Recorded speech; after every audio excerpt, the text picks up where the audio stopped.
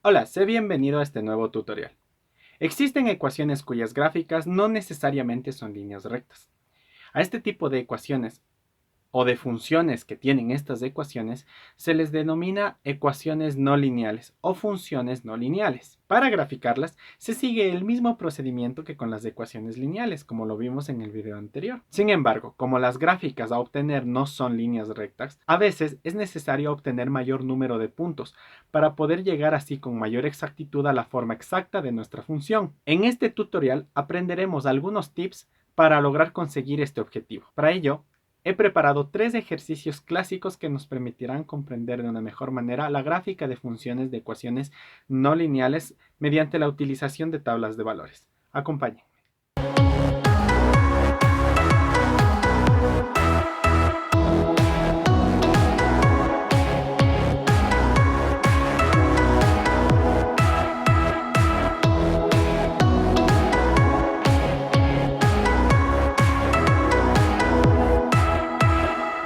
Como lo mencionamos en el inicio, hay muchas ecuaciones cuyas gráficas no son líneas rectas. Este tipo de ecuaciones se denominan ecuaciones no lineales.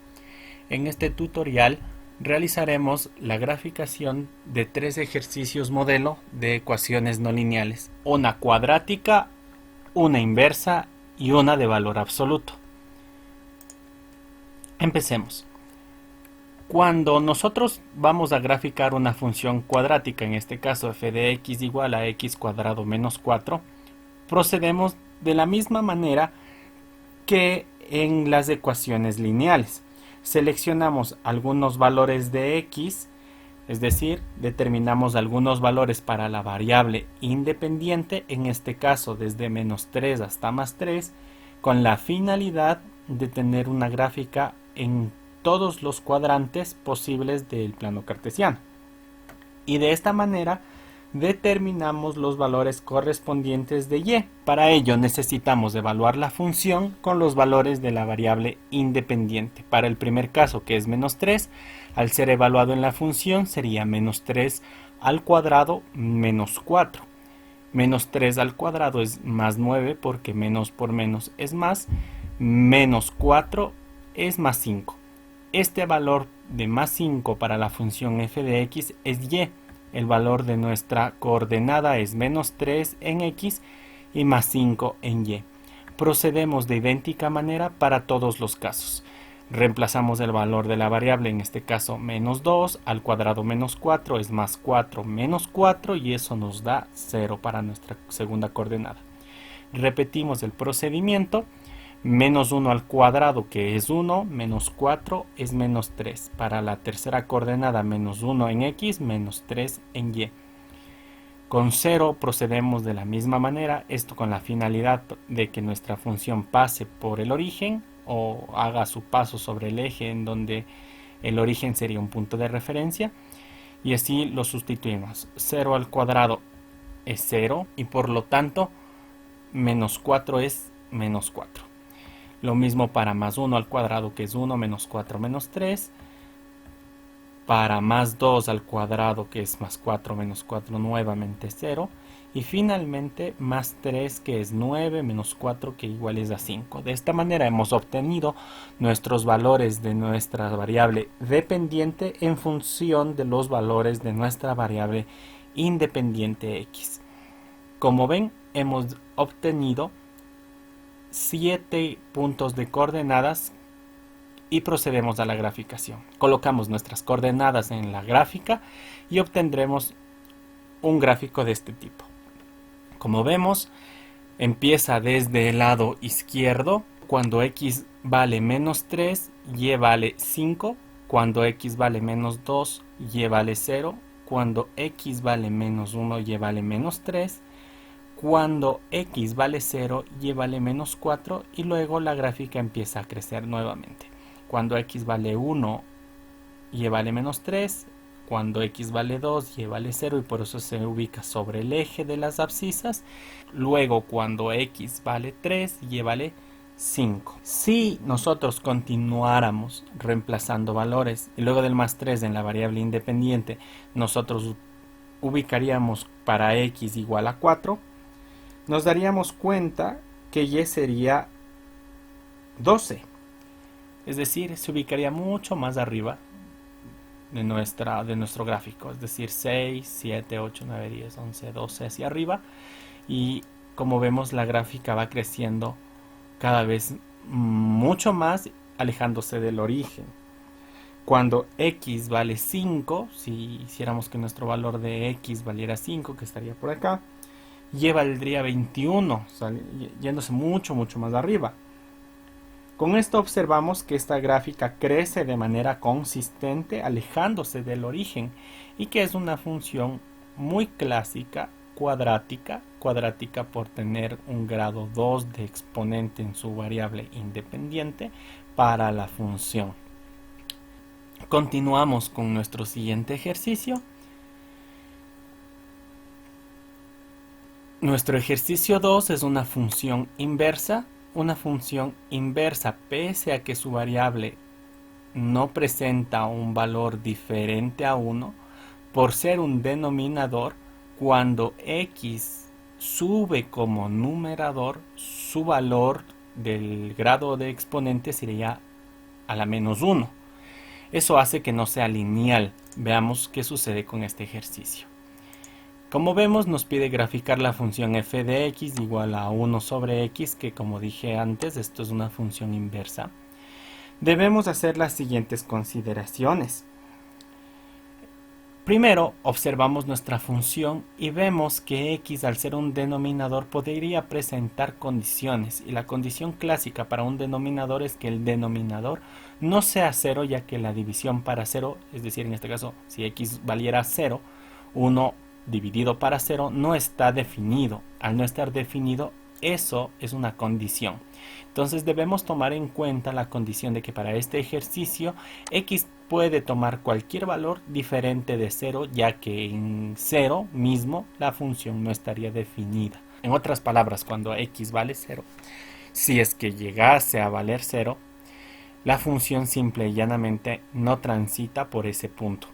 Entonces, continuamos como lo hemos hecho antes. Iniciamos por seleccionar valores para x. En este caso, empezamos desde los valores negativos nuevamente, menos 3, menos 2, menos 1. Y el siguiente valor que deberíamos tomar hipotéticamente sería 0, pero como lo expliqué hace un momento, eso haría que nuestra función no sea definida. Pero podemos tomar valores cercanos a 0. Por ejemplo, menos un medio, es decir, menos 0,5. Y luego pasar del valor de 0 hacia el lado positivo de nuestras abscisas, tomando el valor más cercano a 0, relativamente hablando, que es 0,5 o más un medio. Es decir, tomamos dos valores cercanos a 0 para ver cómo se comporta, y ese sería el tip para este ejercicio, ya que no siempre los estudiantes toman valores, en este caso fraccionarios, puede ser por falta de costumbre o por temor o por falta de experticia o por evitar hacer algo más de trabajo, pero lo recomendable es tomar valores cercanos al valor límite de nuestra condición, al valor que no podemos tomarlo por cuestiones de definición, pero sí valores muy cercanos a él para ver cómo se comporta la función cercano a ese punto de restricción. Luego continuamos con los valores positivos, 1 más 2 y más 3, para ver cómo se comporta hacia el lado derecho del plano cartesiano. Así empezamos con la sustitución de valores. Para la variable menos 3, al ser evaluada en la función, sería 1 entre menos 3. El valor negativo de nuestro denominador multiplica al valor positivo de nuestro numerador, es decir, más por menos es menos, y por lo tanto nuestra función cuando x vale menos 3 vale menos un tercio, y lo ubicamos como nuestra coordenada. Como vemos, en este ejercicio nuestra coordenada no necesariamente está compuesta por valores enteros. Repetimos ese procedimiento. Cuando f de x es evaluada para menos 2 en el denominador, en donde se encuentra la variable independiente, Al repetir el proceso, más entre menos es menos, entonces la función vale menos un medio, obteniendo así nuestra segunda coordenada. Repetimos el procedimiento anterior. Cuando x vale menos 1, 1 entre menos 1 es menos 1, obtenemos nuestro tercer valor. Y en el cuarto caso, cuando x vale menos un medio, lo que hacemos es sustituir la variable para ser evaluada. 1 entre menos un medio, el signo positivo entre el signo negativo es negativo, y en este caso procedemos a tomar en cuenta a 1 como un valor fraccionario. 1 como fracción es 1 sobre 1, ya que 1 dividido para 1 es 1. Y de esta manera procedemos a operar medios por medios y extremos por extremos, obteniendo lo siguiente. En los extremos, 1 por 2 es 2 para el numerador y 1 por 1 es 1 para el denominador. 2 entre 1 es 2, negativo. Y así obtenemos el valor de nuestra cuarta coordenada. Repetimos el proceso para la quinta. Cuando x vale más un medio, repetimos la operación de medios y con extremos, medios con medios, extremos con extremos, o teorema de la oreja, y obtenemos más 2, ya que 1 por 2 es 2 y 1 por 1 es 1. 2 entre 1 sigue siendo 2, y así obtenemos nuestra variable dependiente cuando x vale un medio. Finalmente, para los últimos tres valores procedemos sustituyéndolos de la misma manera. Cuando x vale más 1, y vale 1. Cuando x vale 2, y vale un medio. Y cuando x vale 3, y vale un tercio. Como vemos, los valores que toma en el lado negativo son los mismos que en el lado positivo, pero opuestos. Una vez obtenidos todos los valores, procedemos a la graficación de nuestra función. Ubicamos los valores de nuestra función en el eje de coordenadas y, como vemos, nuestros valores se encuentran ubicados en los puntos en color azul. En el primer caso, cuando x vale menos 3, y vale menos un tercio, y menos un tercio es un decimal periódico puro, 0,33333 hasta el infinito, y por esa razón se ubica en este punto. Continuamos con menos 2, el valor en y sería menos 0,5, es decir, menos un medio, menos 1, menos 1, menos un medio, menos 2, y como vemos la función sigue decreciendo. Hay que mencionar que el punto x igual a 0 no existe en nuestra gráfica. Más bien, la función tiene dos ramas que nunca pasan por el origen. Determinamos puntos a la izquierda de x, es decir, los valores negativos, y vemos que estos siguen decreciendo hacia abajo, sin pasar por el origen. Y en el lado derecho, cuando los valores de x toman valores positivos, estos van creciendo hacia arriba, en sentido opuesto a la rama inferior. Es decir, son dos ramas opuestas. Esta gráfica tiene dos ramas, como se ha mencionado, una a la izquierda y otra a la derecha del eje Y, como se muestra en la figura. Y esto nos lleva a cuestionarnos lo siguiente. Pueden suceder casos en los que los estudiantes cometen errores muy comunes, en donde al evaluar la función solo para valores enteros, tienden a creer que pasa por el origen y luego continúa con la siguiente rama, obteniendo gráficas como esta, lo cual no es correcto. Lo correcto es obtener valores cercanos al origen, cercanos a 0, cercanos a que x valga 0, pero como vimos, esa es la restricción de la función y no los toma. Pero sí podemos acercarnos tanto como se pueda, pero sin pasar por dicho valor. Es decir, la función no tiene una continuidad en este sector, sino más bien son dos ramas opuestas por sus vértices, sin pasar por el punto del origen. lo que es correcto. Algo que hay que tomar muy en cuenta para evitar estos errores: cuando se grafican ecuaciones lineales, muchos estudiantes no determinan los puntos suficientes para obtener una imagen real de la gráfica. Por eso se recomienda obtener el mayor número de puntos de coordenadas posibles para tener mayor cercanía a la realidad de la gráfica. En el siguiente ejercicio tenemos una función para un valor absoluto que, si bien es cierto posee dos ramas que son líneas rectas, en sí misma no es una función lineal, ya que las ramas no se cortan o no se toman como independientes entre sí. Para ello graficamos nuestra tabla de valores de forma regular. Nuestra función f de x es del valor absoluto de x. Recuerde que esto se lee el valor absoluto de x, la función f de x para el valor absoluto de x. Recordemos que los valores absolutos son una evaluación de la variable independiente siempre para un valor positivo de la variable, es decir, la resolución del valor que se obtenga dentro del rango del valor absoluto siempre serán valores positivos. Para graficar esta ecuación con valor absoluto, seleccionamos algunos valores para x y determinamos con esos valores los valores para y. En este caso hemos tomado valores desde el lado negativo de las abscisas, desde -4, pasando por el origen hasta +4. Así obtenemos lo siguiente: cuando x vale -4, y es igual a +4, es decir, su valor positivo. Cuando x vale -3, el valor absoluto de -3 es +3. Cuando x vale -2, el valor absoluto de -2 es +2. Y de esa manera procedemos para el cálculo de todos los valores, incluso 0. Recordar que el valor absoluto de 0 sigue siendo 0.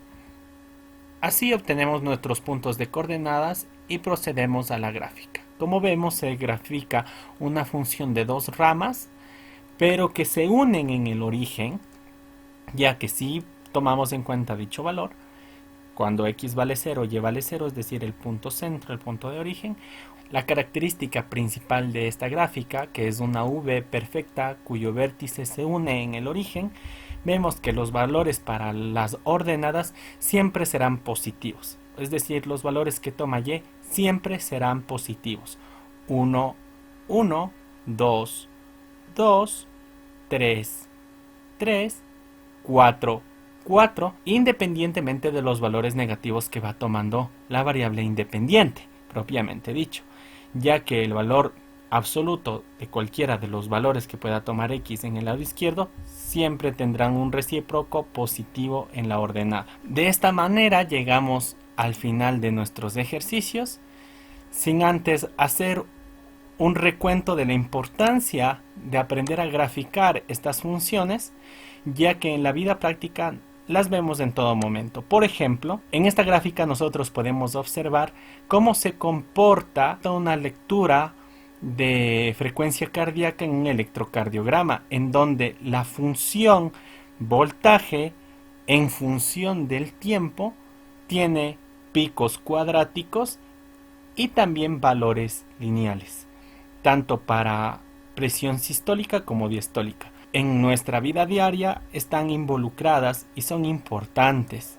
En el campo de la medicina y también de la medicina veterinaria como la medicina humana, la lectura de electrocardiogramas es rutinario para la determinación del estado de la salud cardíaca. Puede ser en animales como puede ser en seres humanos, y en todo caso es una funcionalidad de voltaje versus tiempo, es decir, impulso electrostático tanto en la presión sistólica como en la presión diastólica de un individuo vivo. En otro ejemplo, más apegado a las ciencias agrícolas, vemos un patrón temporal del índice de área foliar en maíz, en maíz convencional, donde vemos una imagen que no necesariamente es lineal, sino más bien es una composición sigmoidea, es una gráfica sigmoidea, es decir, no lineal, en donde vemos el comportamiento del índice de área foliar versus los días después de una emergencia agrícola. Pueden ser lluvias, pueden ser heladas, y vemos cómo se comporta el área foliar, el índice de área foliar con respecto a los días transcurridos de una emergencia, y podemos ver el comportamiento de las hojas con respecto a fases expolineales y fases reproductivas de la planta. De esta manera nosotros podemos determinar el estado de salud de nuestro cultivo para la producción, en este caso, de maíz. Finalmente, los invito a suscribirse al canal, a participar de las clases en línea y tutoriales que estamos lanzando en conjunto con la Cátedra de Cálculo Diferencial. Para esta clase nos hemos basado en dos libros: en el libro de Engel para gráficas y funciones de álgebra intermedia de Allen Engel, y también en el libro de álgebra e introducción al cálculo de Mickenberg, de la Facultad de Matemáticas de la Pontificia Universidad Católica de Chile. Muchas gracias por vernos y será hasta el siguiente tutorial.